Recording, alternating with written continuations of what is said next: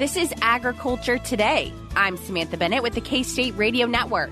Ahead of us on this Wednesday's program, we begin with Dennis McKinney, the Kansas Farm Service Agency State Executive Director. In this update, he shares upcoming December deadlines, expansion of CRP for migratory waterfowl, and changes in Kansas in regards to protecting the lesser prairie chicken. Also ahead, providing an update on highly pathogenic avian influenza is K-State poultry specialist Scott Beyer and Kansas Department of Agriculture Animal Health Commissioner Justin Smith. They explain why there has been a recent uptick in cases, as well as where we have seen the disease in Kansas so far. We end with the Beef Cattle Institute's Ask the Experts, where we are joined by K-State experts Brad White, Bob Larson, and Blaine Johnson. This week, the experts answer a listener's question on the prevalence of heart disease in cattle. That and more is coming up ahead on Agriculture Today.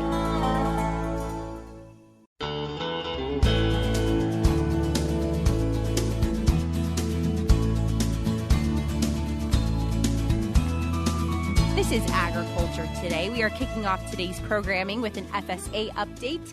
And this week we are joined by Dennis McKinney. He is the Kansas Farm Service Agency State Executive Director. So, Dennis, thanks for joining us today. Thanks for having me. It's good to be here. Absolutely. So we've got some quick approaching deadlines that you wanted to talk through first and foremost. So hopefully those listening have maybe a pencil and paper nearby to take some notes on what they need to be expecting. So what are some of those? December 1st is a deadline for purchasing NAP coverage, NAP insurance coverage on perennial forages as well as perennial fruits and vegetables. That service fee is waived for certain groups, including beginning farmers and ranchers, veterans, and limited resource producers. So check it out. For some folks, there's no reason not to have it because that fee will be waived. December 15th is a big deadline for Kansas farmers because that is the deadline for reporting your fall planted acreage, particularly wheat, which, of course, big crop in Kansas. I'm always interested as I travel the state. I was in Miami County last week, and they were talking about how they expected to have up to 2,000 acres of wheat this year. The wheat acres have been expanding, whereas in, if I go to somewhere like even Crawford County or Haskell County, of course, there will be tens of thousands of acres of wheat because it's a bigger crop in the western part and in southeast Kansas. It interests me that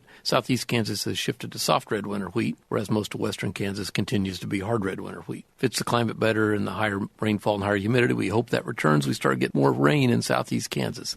It's one of the few years ever as I've traveled the state that southeast Kansas is actually drier and looks worse than, say, a Gove County or a Sherman County or a Kiowa County in western Kansas. That's how bad the drought is in Kansas. December 16th is the deadline for returning applications under the ERP, the Emergency Relief Program, Phase 1. That's the forms where they showed up. The forms were pre-filled out with data from your crop insurance, from RMA, and you just had to sign them, take them in. So that's the deadline to get those applications in. We expect Phase 2 to start soon. That will, from what I understand, that will require more time in the office with our office personnel. So please call and get appointments. Our folks have really been working hard because the drought triggered a lot of livestock forage program and ELAP applications. Now they're doing wheat sign-ups, wheat reporting. So our folks have been really busy the last couple of months. No time to do any housekeeping work.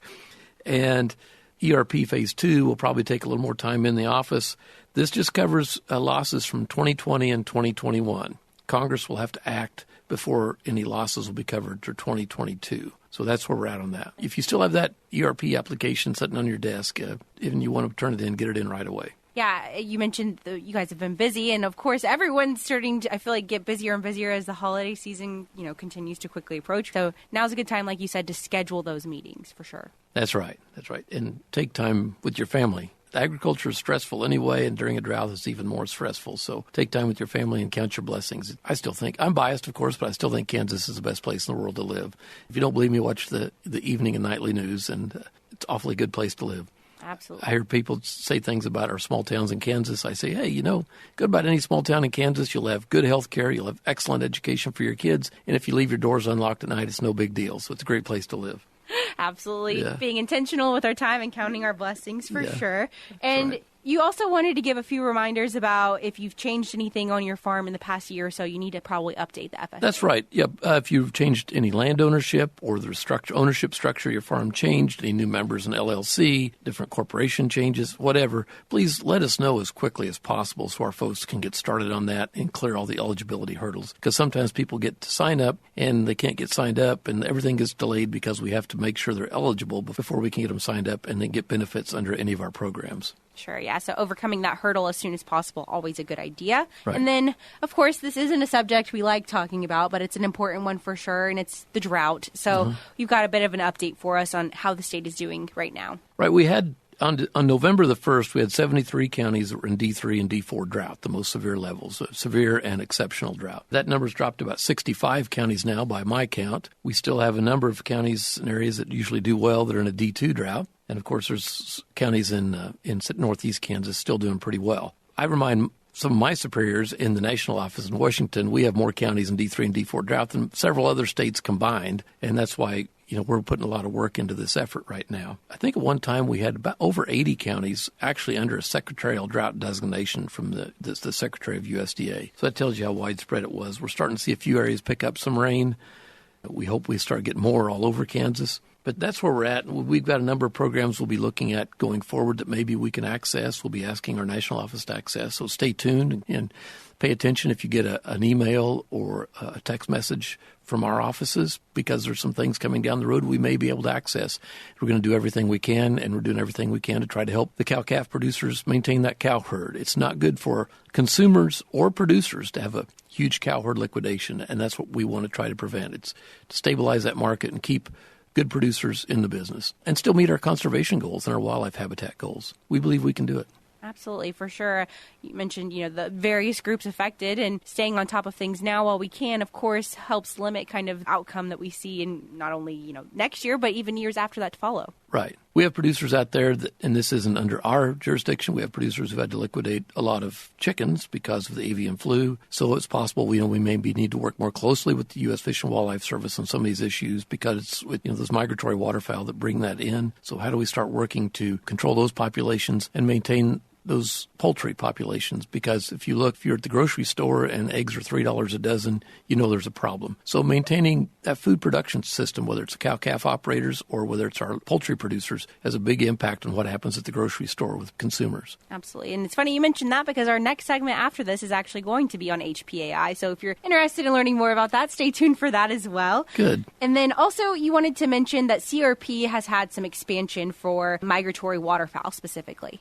Right. We call it a migratory waterfowl. It really in western parts of the state and in southwest Nebraska, northwest Oklahoma, and Texas, emphasizes the playa lakes and protection of the playa lakes. It's a user-friendly program. It's becoming more popular because we emphasize protecting the playa. You no longer have to seed that basin and waste grass seed on it, because it probably won't go there. You seed the buffer and all that land around it. But if, say, you have 12 acres seeded in the middle of a quarter section, you want to graze the milo stalks, incidental grazing is allowed. And that's one of the things that's made this program popular, because it's user-friendly. We still protect the playa. We create better habitat, but it's good for the producer in the sense that you don't give up grazing. You don't have to go out and fence off 3 acres in the middle of a quarter section because you want to graze it. And so that part of it has made it very popular. Absolutely. Good news for everybody involved, of course. And then there's been some updates on lesser prairie chicken protection changes. So let's talk through some of those.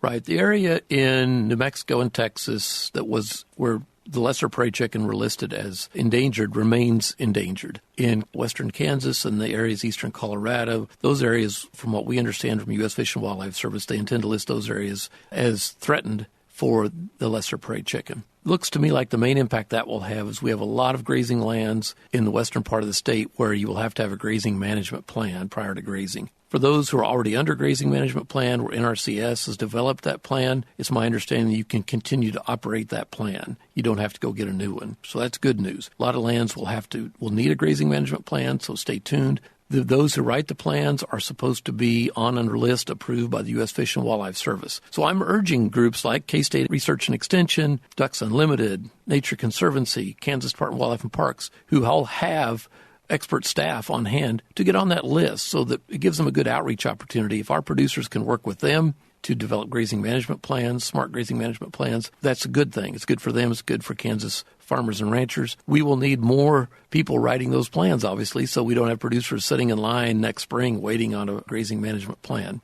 Absolutely, yeah. And what an opportunity, like you said, here in Kansas, we have so many incredible experts that can provide their expertise and insight on this topic area specifically. So how lucky are we to have them available? So make sure you're using those resources accordingly. That's right. The only other thing I have to add is we are privileged in the Farm Service Agency, and you've heard me say this before, and I'll say it again.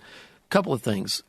The undersecretary we work for, Undersecretary Robert Bonney, makes it clear that the programs we have to encourage conservation and resource development, address climate change, must be voluntary, they must be incentives-based, and they must be producer and market-driven so that they work. And they are accepted by the producers, they make sense, and they will want to participate and will get wide buy-in on those programs.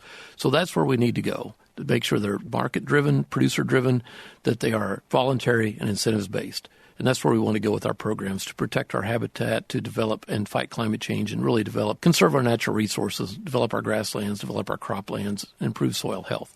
I go to some of these meetings, and sometimes some of the experts I listen to are a little condescending. They act like Kansas farmers and ranchers somehow are behind the curve on this. Everywhere I go, farmers and ranchers in Kansas are already experimenting with a lot of the new methods. We don't jump both feet first into the deep end of the pool. We like to try out the shallow end before we invest a lot of money in something that may not. We like to make sure it works and then invest in it. So we're always trading ideas and trying things out. I'm proud of the producers in Kansas because we're on the front edge of these changes that I think ultimately benefit our environment. And remember that the American farmers traditionally have been looked to, since World War II, we've been looked to provide food security to the world. When there's problems in Ukraine, food shortages start to occur around the world, who do we look to? We look to American farmers and ranchers to provide food security. We've been that way for a couple generations now. We feel privileged at the Farm Service Agency that we get to partner with the world's best farmers and ranchers to provide that food security to the world. Absolutely, yeah. A privilege for sure, and one that I'll echo here. The fact that we get to provide information to you all is a privilege in and of itself. So, Dennis McKinney, thank you so much again for your time today. I really do appreciate it. Always good to be here. Thank you. Absolutely. Once again, that was Kansas Farm Service Agency Executive Director Dennis McKinney joining us for an FSA update. We'll be back with more ahead on Agriculture Today.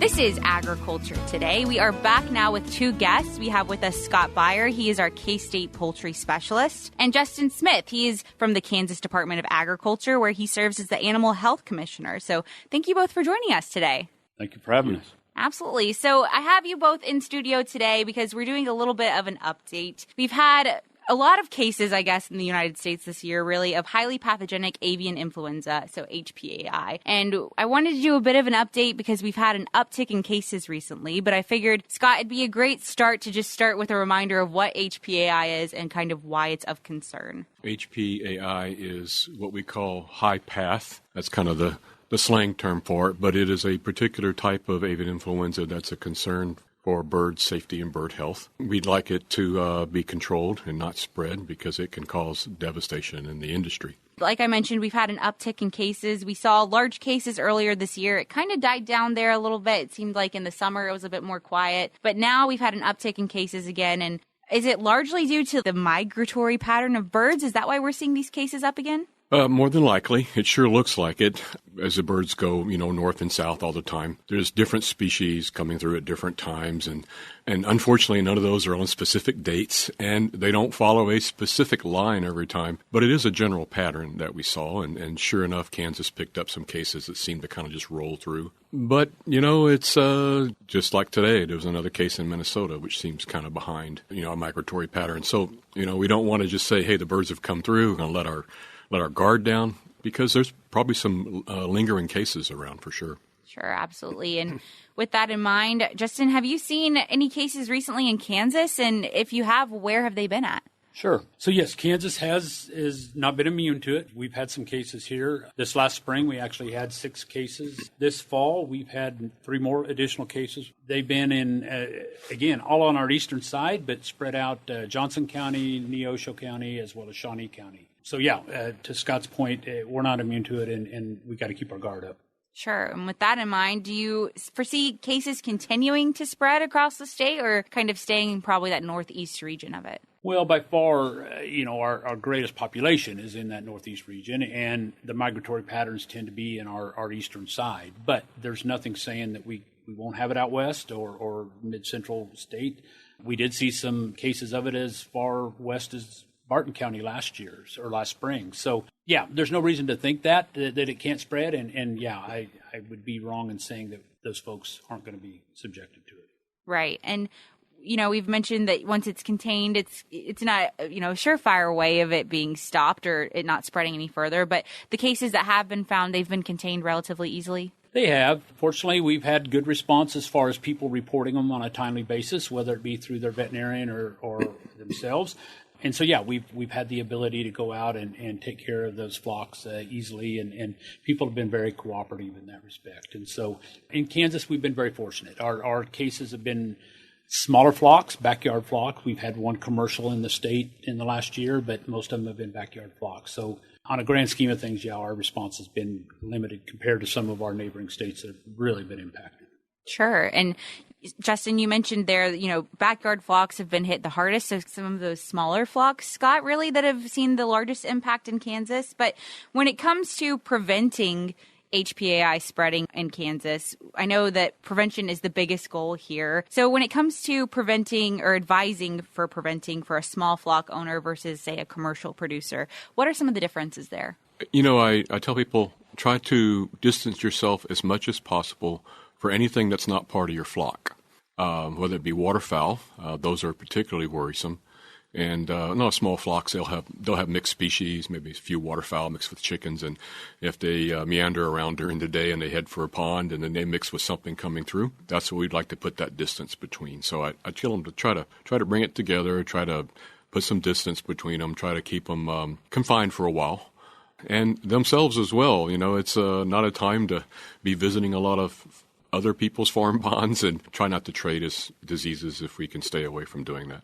I know we were talking earlier, but it's upland game hunting season in Kansas at this point. So when we're going out, maybe even if people are hunters themselves and then coming back to their own flocks, maybe it's a good idea, biosecurity-wise, some of those clothes or shoes, things like that, shed those off before you even get home. That's a good point. When I go out hunting, I always, you can't help but walk around a pond and see what's going on. And sure, it's can be brought in on clothing, it can be brought in on dirty shoes and things like that. So, the general rule of thumb in the commercial industry is don't be around birds for 72 hours prior to going to a new farm. So it shows you how long things can linger.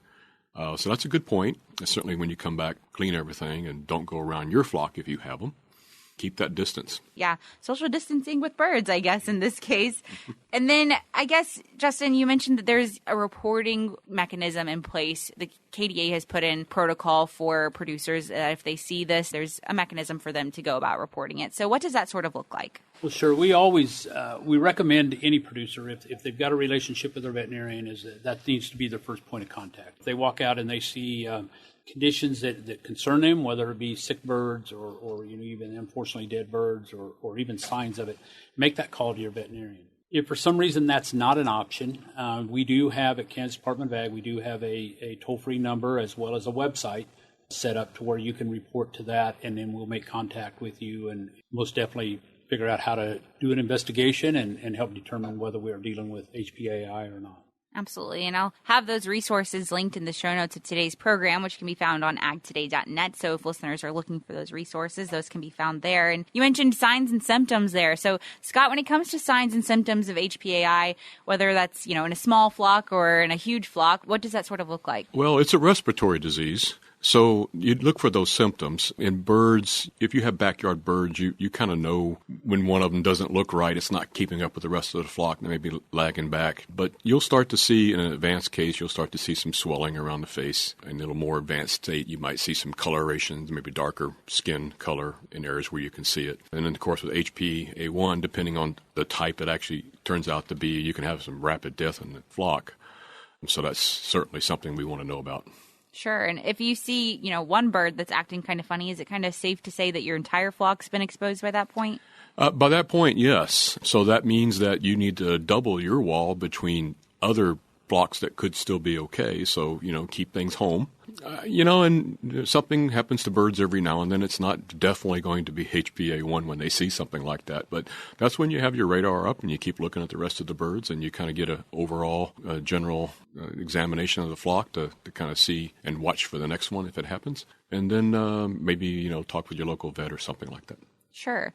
And I know that, we've had years of cases where HPAI seem to run a bit more rampant than others. And this year, I think, is the most recent one in memory. 2015, I feel like, is the year that it was really bad. So what made 2022 such a susceptible year for HPAI? Seems like the numbers now, 2015 is about the same as 2022 or 2021, whenever it started. I don't think it ever really disappeared, and that's a concern worldwide. If you look at Western Europe, they seem to have an issue where it's become more endemic. Maybe they have experienced this prior to when it came down to North America. So now that's a concern. How long is it going to go away this time like it did in 2015? It didn't completely disappear in the summertime, and that's a little bit concerning. So, over the next year or so, we're going to learn a lot from all this data we're collecting, and it's going to be really interesting to see how it turns out.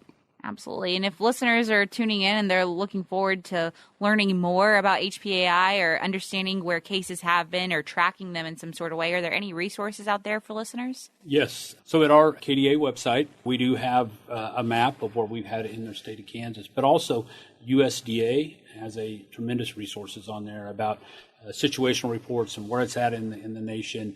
They keep that up to date, and they've got some really good informational pamphlets, information on there to learning about HPAI. And, and to Scott's point, this one is a little bit unusual.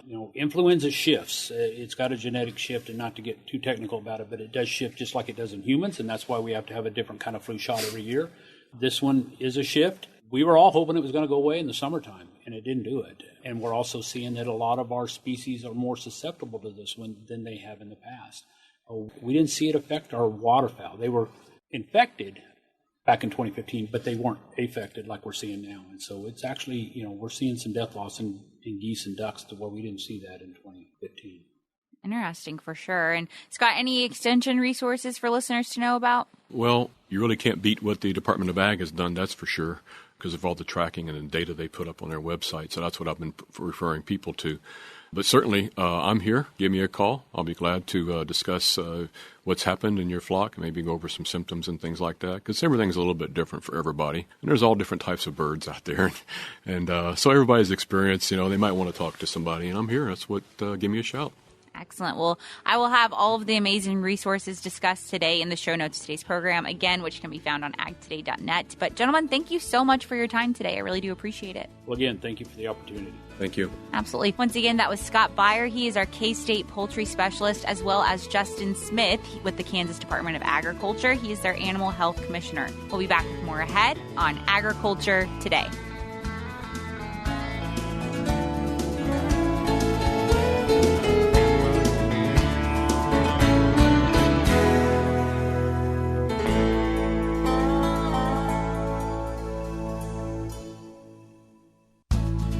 This is Agriculture Today. We are back now and ending with our Beef Cattle Institute's Ask the Experts. This week, we're joined by Brad White, Bob Larson, and Blaine Johnson. Hi, welcome to Beef Cattle Institute's Ask the Experts. Happy to have two good experts with me today. I've got Dr. Bob Larson. Hey, Brad. And Dr. Blaine Johnson, who's just completed his PhD and is currently at Kansas State. Will be moving on to Texas Tech. Hey, Blaine. Hey, how's it going? So happy to have you guys here because we've got a great question that will actually tie right into some of the stuff that both of you have worked on. Because we had a question from a listener that they were at a meeting, saw some information on heart disease in cattle, and wanted to know how frequently does that happen? What type of cattle does it affect? What are some of the clinical signs that you might see? And Blaine, I'm going to start with you and have you give us a little bit of an overview on heart disease. Yeah, so I guess I'll answer with how frequently does it happen. And from our data, from what we found, cattle die from heart disease on average about 7 in 10,000 head received. The type of cattle that are dying from heart disease, we couldn't limit that in our data, so it was kind of all-inclusive. So we saw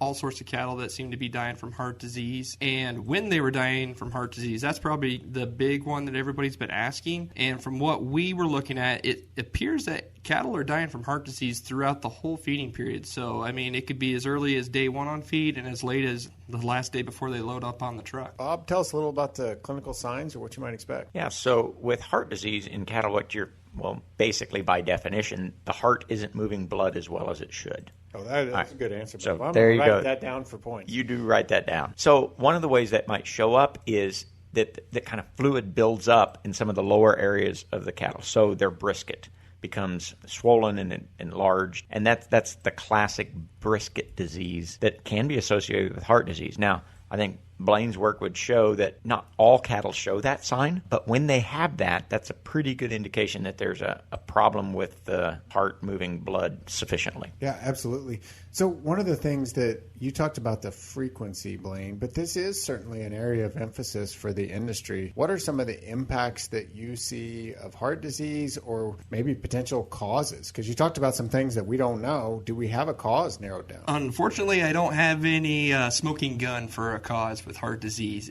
Our associations that we found from the data, there were a few significant, but unfortunately it was nothing that was predominantly the cause that we could really find a high group or cluster of cattle that were dying from heart disease. So it's still not very well understood from that aspect of what's causing it.